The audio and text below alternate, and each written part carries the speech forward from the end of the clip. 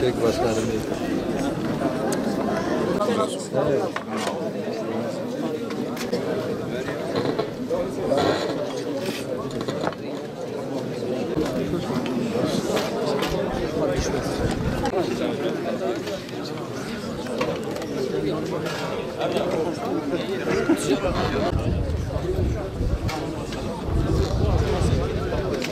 Biz malum her sene iftar yemeği veriyoruz ve bu iftar yemeğimizde alimler, sadakat temsilcileri, temsilcileri, kanaat önderleri bir araya getiriyoruz.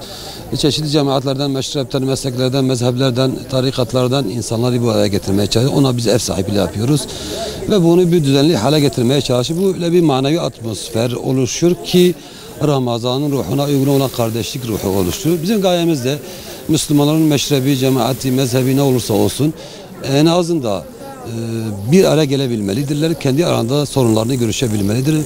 İnşallah bu iftarlarla bunu başarmış oluyoruz.